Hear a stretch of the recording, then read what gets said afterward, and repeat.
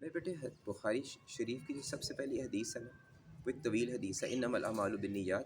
اگرچہ وہ بڑی حدیث ہے لیکن میں اس کا بالکل چھوٹا سا میں نے اس کی چیز آپ کے ساتھ شیئر کرنے لگا کہ اعمال کا دار و مدار نیتوں پر ہے۔ آپ دیکھیں جیسے ہماری زندگی جو ہے نا، اس میں دو چیزیں ہیں، ایک ہمارا جسم ہے ظاہری طور پہ، اور ایک اس میں روح۔ اب زیادہ اہمیت کس چیز کی ہے؟ روح کی۔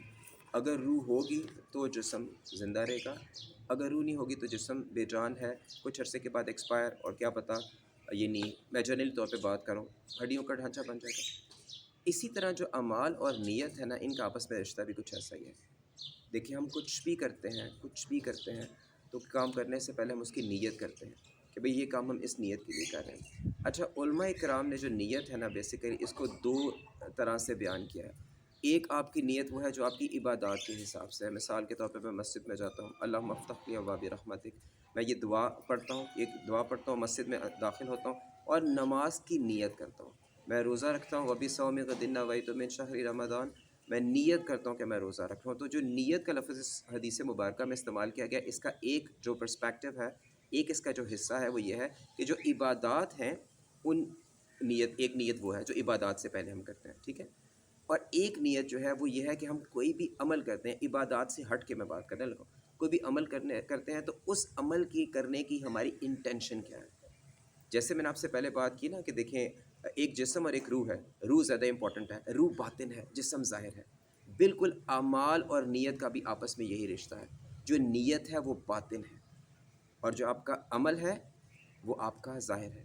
اللہ تعالیٰ کو کیا چیز پسند ہے؟ ایک حدیث مبارکہ کا مفہوم بیان کر کے میں پھر اس کی ایکسپلینیشن کروں گا کہ اللہ تعالیٰ کو تمہاری شکلیں اور تمہارے عمل نہیں دیکھنے، اللہ کیا دیکھتا ہے کہ تمہارے دل میں کیا ہے۔ تو جو چیز دل میں ہے وہ تو ظاہر نہ ہوئی، اور قیامت کے دن جو ہماری پوچھ بھی اعمال کی وہ ہمارے باطن کے اوپر ہے۔ تو بیسیکلی جو نیت ہے وہ آپ کے عمل کا باطن ہے۔ اللہ تعالیٰ ہمیں کس چیز کے لیے فورس کرتے ہیں؟ قرآن پاک کی تعلیمات، احادیث مبارکہ ہمیں کس چیز پر زور دیتی ہیں؟ کہ ہم اپنے باطن کو پاک کریں۔ یہ جتنے علماء اکرام ہیں، یہ جتنے شعراء اکرام ہیں، اسپیشلی طور پہ جن نے تصوف کا ذکر کیا، وہ کیا کیا کہتے ہیں؟ بار بار اپنے اندر کی صفائی کی بات کرتے ہیں، اندر کی صفائی کی بات کرتے ہیں۔ کیوں؟ کیونکہ آپ کے دل میں آپ کا رب، ایسی بات ہے نا، اللہ شارک سے زیادہ قریب ہے۔ یہ جتنی باتیں بھی ہیں ساری ہمیں ایک ہی چیز کے اوپر لے کر آتی ہیں۔ وہ کیا چیز کے اوپر لے کر آتی ہیں؟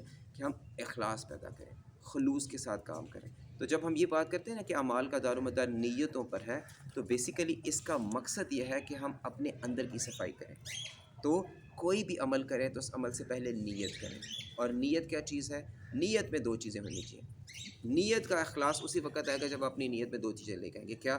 وَأَطِیعُوا اللَّهَ وَأَطِیعُوا الرَّسُولَ، کہ آپ کوئی بھی کام کر رہے ہیں تو جو یہ کام کر رہے ہیں یہ وہ کام کر رہے ہیں جس کا اللہ تعالیٰ نے حکم دیا، اللہ کی اطاعت۔ اور دوسرے نمبر پہ آپ کوشش کر رہے ہیں اس کام کو اس طرح کرنے کی کہ جیسا کہ ہمارے پاس سامنے عملی نمونہ کیا نبی کریم صلی اللہ علیہ وسلم کی ذات مبارکہ کا عملی نمونہ موجود ہے، ان کو ذہن میں رکھیں۔ آپ اپنے ہمسایوں کے ساتھ کوئی سلوک کرتے ہیں، نیت کیا رکھیں کہ اللہ کے رسول نے کیا کیا، اللہ کا ہمارا ہمسایوں کے حساب سے کیا حکم ہے۔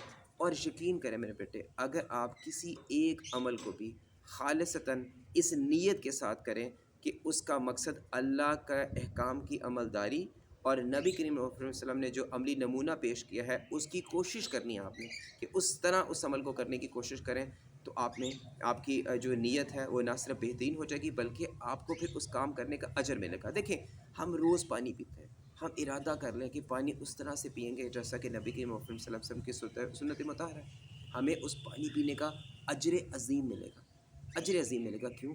آپ سے نے ارشاد فرمایا کہ جو میری ایک سنت پر عمل کرے گا اسے 70 شہیدوں کے برابر اس کو ثواب ملے گا۔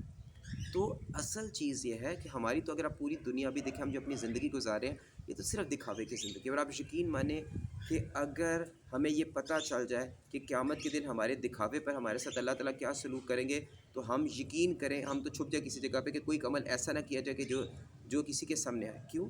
کیونکہ قرآن پاک میں کیا ہے کہ جس کے ایک ریت کے ذرے کے برابر بھی جس کے دل میں تکبر ہوگا، غرور ہوگا، دکھاوا ہوگا، وہ جنت میں نہیں داخل ہو سکتا۔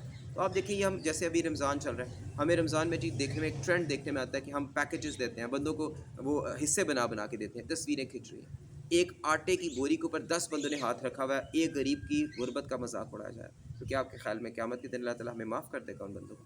قطعاً نہیں معاف کرے گا۔ اصل بات پھر وہی آ جاتی ہے میرے بیٹے کہ اپنے اندر کو صاف کریں، اپنے اندر جو آپ کا جو ظاہر ہے. ہم منافقت کیوں کرتے ہیں؟ دیکھیں، ہم اپنے حساب سے چیزوں کو انٹرپریٹ کرتے ہیں. ہم کیا کہتے ہیں کہ جی جو منافق ہے اسے دوزخ کے سب سے نچلے گڑھے میں پھینکا جائے گا. کیا ہم منافقت نہیں کرتے؟ دکھاوا نہیں کرتے؟ ہم اپنی عبادات میں جو ظاہر کرتے ہیں، اگر ہم واقعی عبادات خلوص نیت سے کریں، ہمیں تو کہنے کا مقصد ہے فرصت ہی نہ ملے یہ فیس بک دیکھنے کی، ہمیں تو فرصت ہی نہ ملے گانے سننے کی، ہمیں تو فرصت ہی نہ ملے غیر شرعی کام کرنے کی. لیکن ہماری زندگی میں دکھاوا بہت زیادہ ہے. اللہ تعالیٰ سے توفیق اس بات کی ماننی چاہیے کہ ہمیں اللہ تعالیٰ کی ذات خصوصی طور پر ایسی نیت اپنانے کی کوشش کرنی چاہیے ہمیں، اور اس نیت کے اوپر ایسے عمل کی کوشش کرنی چاہیے جو کہ نبی کریم صلی اللہ علیہ وسلم نے اپنی زندگی میں کیے. کہا ایک میں حدیث مبارکہ آپ سے شیئر کروں گا کہ ایک دفعہ آپ صلی اللہ علیہ وسلم اپنے صحابہ کے ساتھ بیٹھے تھے. تو آپ سے اس نے ارشاد میں کہ اپنے محبوب بندوں کو بہت یاد کرتا ہوں. تو صحابہ نے عرض کی، یا رسول اللہ، ہم آپ کے ساتھ بیٹھے تو آپ کو ہمیں یاد کرنے کی کیا ضرورت ہے؟ میں مرکزی حال آپ سے بیان. آپ سے نے کہا میں تمہاری تو بات نہیں کر رہا، میں تو اپنے ان محبوب امتیوں کی بات کر رہا ہوں جنہوں نے مجھے نہیں دیکھا ہوگا، بن دیکھے مجھ پر ایمان لے کر آئیں گے اور میری سنت پر عمل کریں گے. تو یعنی آپ صلی اللہ علیہ وسلم کی سنت پر عمل کرنے کے لیے ضروری ہے کہ ہم اپنی نیت بنائیں. اور نیت کیسی بنائیں؟ صرف ایک چیز، کوئی بھی کام کریں نیت میں ایک ہی چیز کہ اللہ کا کیا حکم ہے اور اللہ کے اس حکم پر نبی کریم صلی اللہ علیہ وسلم نے کیسے عمل کیا. جب ہم اس چیز کو ذہن میں رکھ کے اپنے اعمال کریں گے، آپ یقین کریں جو اصل زہد اور اصل تقوی یعنی اللہ تعالیٰ کا خوف پیدا ہوگا. کیونکہ ہمیں ہر وقت اس چیز کا احساس ہوگا کہ ہم ہر لمحے اللہ تعالیٰ کی نگاہ میں ہیں. تو اللہ تعالیٰ سے اس بات کی توفیق مانگنی چاہیے. اللہ تعالیٰ سے دعا ہے اس بات کی کہ اللہ تعالیٰ ہمیں اچھی نیت کے ساتھ اعمال کو کرنے کی توفیق عطا فرمائے. کیوں؟ کیونکہ جب تک ہمارے اعمال میں اخلاص نہیں ہوگا، ہمارے اس عمل کا ہمیں اجر نہیں ملے گا. ایک واقعہ جو بہت زیادہ علماء کرام سناتے بھی ہیں اس عورت کا، کہ جو بدکار تھی، برے کردار والی تھی، اور اس کے دل میں رحم آ گیا. کیا کہ اس نے کتے کو دیکھا کہ وہ پیاسا ہے، اس نے جیسے تیسے کر کے کنویں میں پانی نکالا اور اس کتے کو پلایا. اب دیکھیں اصل چیز جو ہم نے ذہن میں رکھنی ہے وہ یہ کہ عمل چھوٹا نہیں ہوتا میرے بیٹے، عمل چھوٹا نہیں ہوتا. کسی بھی عمل کے اندر جب خلوص آ جائے تو اس خلوص کی ہی اصل میں وہ طاقت ہوتی ہے. بات جو دل سے نکلتی ہے اثر رکھتی ہے، پر نہیں طاقتیں پر باز مگر رکھتی ہے. تو اپنے چھوٹا عمل بھی کریں، سبحان اللہ بھی پڑھ لیں، لیکن اس نیت کے ساتھ، اس خلوص کے ساتھ کہ آپ اللہ تعالیٰ کی تسبیح بیان کر رہے ہیں، آپ کو اجر عظیم ملے گا. آپ بڑی سے بڑی کوئی چیز پڑھ لیں، لیکن جب آپ کے اس عمل میں خلوص نہیں ہے، اس چیز میں نیت نہیں ہے، ٹھیک ہے، اخلاص نہیں ہے، تو پھر وہ آپ کا عمل جو ہے وہ صرف ایک وقتی طور پر ایک ٹائم پاس ہے، آپ کے لیے اس کے لیے اجر نہیں ہے. اور سورہ بنی اسرائیل کی آیت ہے جس میں کہا گیا کہ پڑھ، قیامت کے دن اللہ تعالیٰ کیا کہے گا؟ اے نفس پڑھ اپنی کتاب کو، بے شک تیرا اپنا نفس ہی جو ہے وہ آج تجھ پر گواہ ہوگا. تو اللہ تعالیٰ سے اس بات کی توفیق ہے کہ اللہ تعالیٰ ہمیں اچھی نیت کے ساتھ اعمال کو کرنے کی توفیق عطا فرمائے. وما علینا الا البلاغ.